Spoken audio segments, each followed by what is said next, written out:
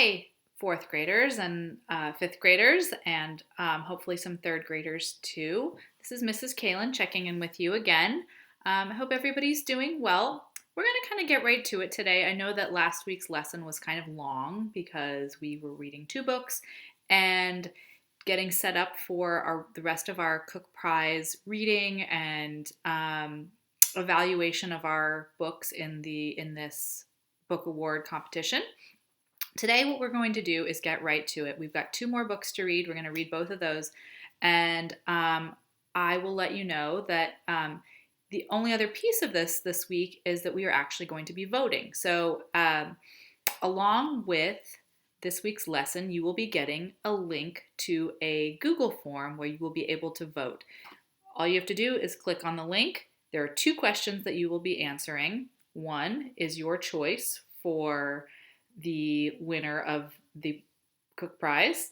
Remember that you can use your notes page to think about your reactions to each of the books.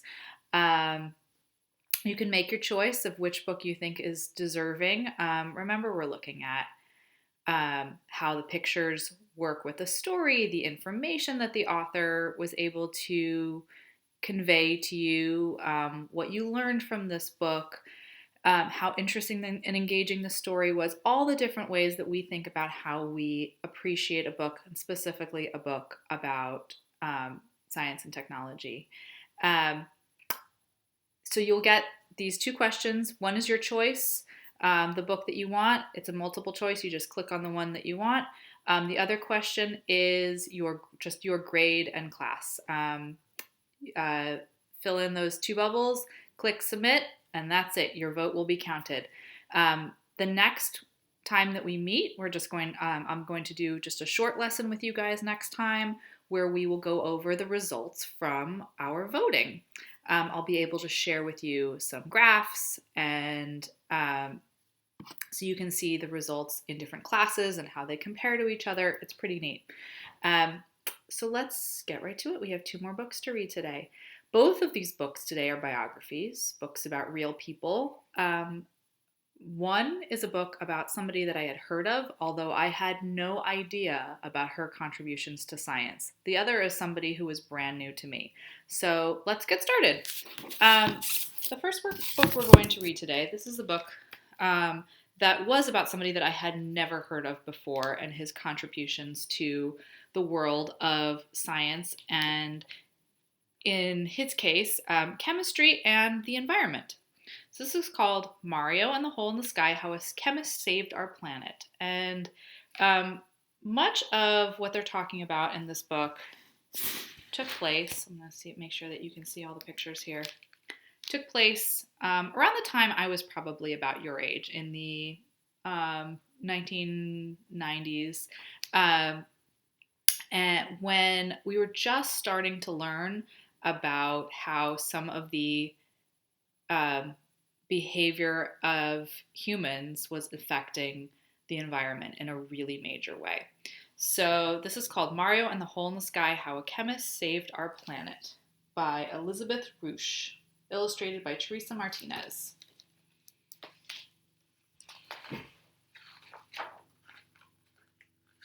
And you can even have your notes page out while we're reading if you feel like you are reacting to the book in specific ways that answer some of the questions that we talked about before. You can go ahead and sort of circle your little emoji icons as we're reading, or you can wait until after to do it if that's helpful to you in making your choice later. Okay? Mario Molina was born in Mexico City on March 19, 1943. By the time he was 6, the world was awash in amazing new products made from amazing new chemicals. This was a time right after World War II where there was a huge change in the way people lived, that science and technology, and particularly things having to do with the home, were just like exploding. I mean, not exploding, but there were more and more new things every day, and people were so excited about the way that science could make people's lives easier. Spray, Spray. Mario's mother misted perfume onto her wrist. Squirt, squirt. Someone polished a window. Spurt, spurt. The press of a button propelled cleaner onto a counter, paint onto a fence, and hairspray onto curls. But one of the new chemicals used in millions of spray cans and refrigerators had a dangerous side that no one had yet discovered. And here we're going back into Mario's childhood. Feliz cumpleaños, Mario. On Mario's 8th birthday, his parents gave him a microscope. Mario peered through the lens at a drop of water. Boring, he thought. But then he began to wonder, what would happen if I looked at dirty water? What do you think? What would be more interesting to look at through a microscope, dirty or clean water? What has more in it to look at? Dirty water, right? Mario soaked some lettuce and let it rot. After a few days, the gooey, brownish mess smelled awful. Mario plugged his nose and sucked up a dropper of the filthy water and dropped it onto a slide. He peered into the lens and gasped. Increíble! All these amazing creatures in one tiny drop of water. Mario studied everything he could under the microscope. Sparkling salt crystals, tomatoes, onions, chilies from salsa, even toothpaste. Mario was itching to see more. I bet some of you maybe even have a microscope at home or have used these in science. It's really interesting to see tiny, tiny things so close up and surprising. Can I use this bathroom as a laboratory? He asked his parents. No one ever uses it. Dios mío, his mother groaned. Sounds messy. But they removed the toilet for him and installed some shelves. Can you imagine if your family just turned a spare bathroom into a chemistry lab for you? Don't blow anything up, his father warned. Click, clunk, hiss, swoosh. Bitter-smelling smoke wafted from the door under Mario's bathroom lab. What are you up to, Mario? Asked his Aunt Esther, who was also a chemist. Look at this, Tia.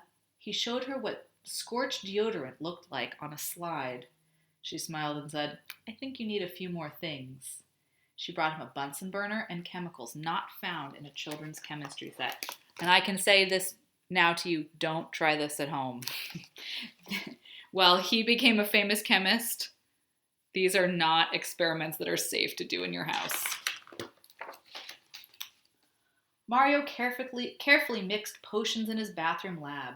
Miraculously, substances changed from black to yellow, from water to soluble to waterproof.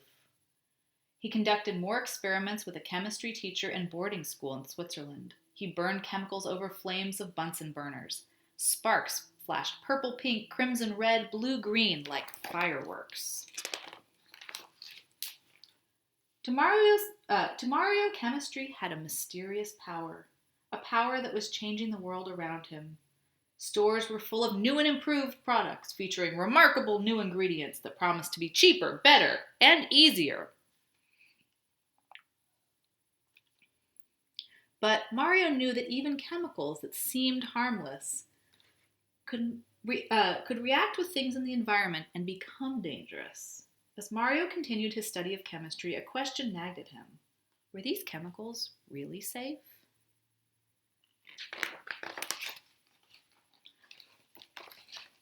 Soon after getting his PhD and beginning work in the United States, Mario heard something that started him on a quest to find out.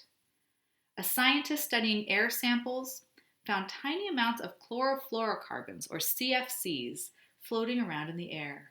Mario knew that CFCs were used in refrigerators, air conditioners, fast food containers, and as propellant in millions of spray cans. He and his colleague, F. Sherwood Rowland, wondered, once CFCs were sprayed into the air or leaked out of the dump, what happened to them?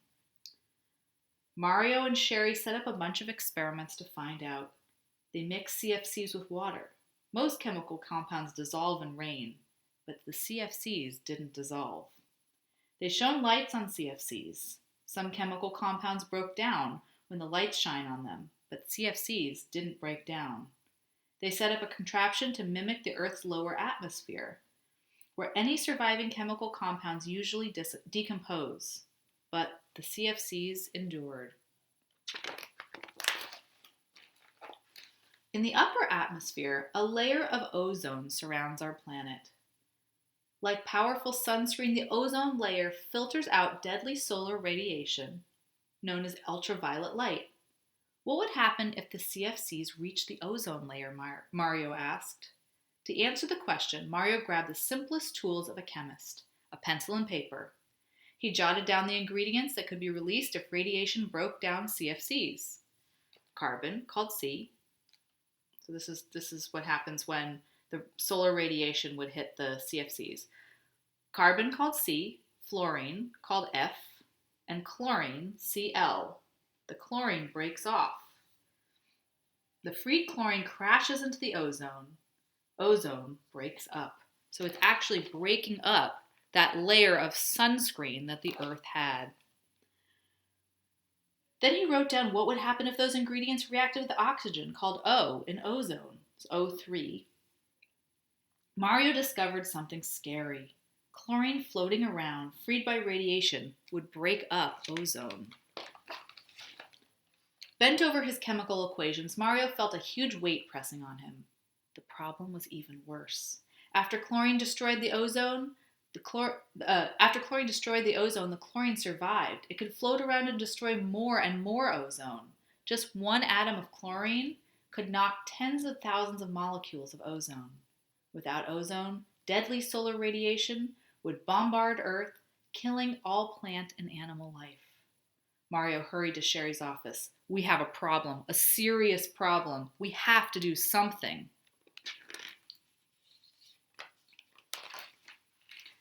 Mario and Sherry faced a sea of TV and news reporters. CFCs used in millions of products were destroying our ozone layer, they said. They tried to explain the chemistry behind it, but only a few news reports followed, and none captured the magnitude of the crisis. Why do you think people weren't listening or weren't interested? Sometimes when something is a complex scientific problem, it is hard to explain to a lot of people, and sometimes even the news media doesn't report it in a way that shows how important it is. Mario tried again. He told Congress that CFCs were destroying the ozone layer. Still, no one took action. No one seemed to understand how serious the problem was. Mario was aghast. Mario was aghast. People believed that it was just impossible that humankind could endanger the planet. The planet was big enough. It would just take care of itself. But I knew this wasn't true. And what do we know now about climate change and global warming? How much of it is due to human behavior? And this was something that was new then, or at least the idea of our understanding of it was new. For more than 10 years, Mario continued to study the problem and warn people of the danger. If we keep using CFCs, he said, huge chunks of ozone layer will thin or disappear. Skin cancer and eye disease could surge.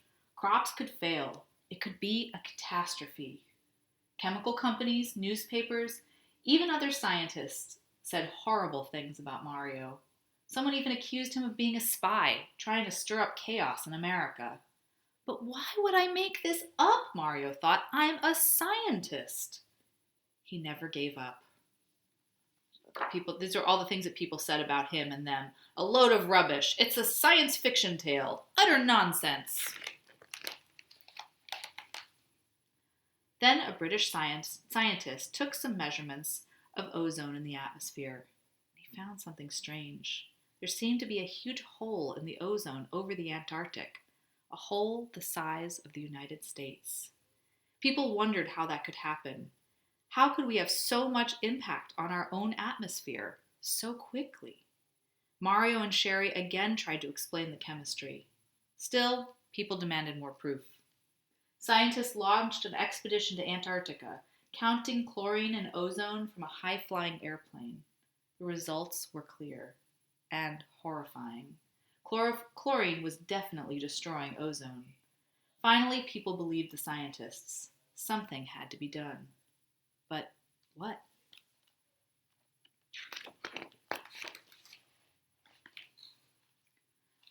Do you think just stopping using some of these products would fix the problem?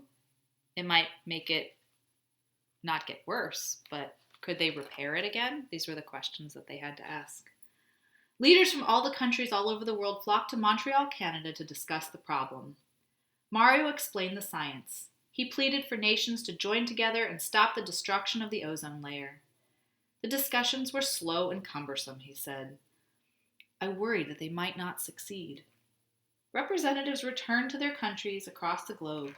Mario returned to his home in the United States and waited. This was the Earth's first global issue, says Mario. There really was no example of a whole planet taking action on something like this before. I didn't know what would happen. It kind of reminds me of what's going on now, that this is something that the whole world is experiencing together. Then Mario heard the news. 28 countries, including the United States and Mexico, agreed to stop making CFCs. Soon 46 countries agreed. Then more than 190 countries, nearly every country in the world, agreed to the Montreal Protocol. It was thrilling and satisfying and very much a relief, says Mario. For while CFCs floating around in the air continued to rise in the ozone layer, the Earth slowly makes ozone all the time. Once the barrage of CFCs lessened, the ozone layer began to recover. It is expected to heal completely by 2070. That's still, that's still 50 years from now. Humans had created the first global environmental problem, but they had found a way to fix it. Now, when Mario visits his hometown of Mexico City, where pollution clouds his view of a snow-capped volcano, he wonders about another invisible problem: global warming. The burning of oil, coal, and gas is changing the world's climate at a terrifying pace. But Mario has hope for his planet. His work on the ozone layer has shown that nations together can solve global problems. We can work with all countries, all cultures, all people of the world, he says. We can work together. It is possible. We've saved our planet once, we can do it again. And that is the end of the story. We do have an epilogue. Remember, one of the questions that we're looking at is how each of these books allows you to learn more about the subjects if you're interested. This is the real Mario right here. And some more information about his life. And some similarities between the ozone hole and global warming, how it was created, and solutions that are possible, and ways to read more. So what I'm going to do is actually to stop the video here, and I'm going to create a second video link. You'll have both of them for the next book, Hedy Lamarr's Double Life, Hollywood Legend and Brilliant Inventor. We're going to read that separately. I know that for all of you, you're spending a lot of time on Zoom with your class and with other specialists. So please watch these in pieces, watch these as you have time to do that. I don't want to overwhelm you with too long a video. So we're going to do this in two pieces. So I'm going to sign off, and I will see you with Hedy Lamarr's Double Life, the next book, in just a few minutes.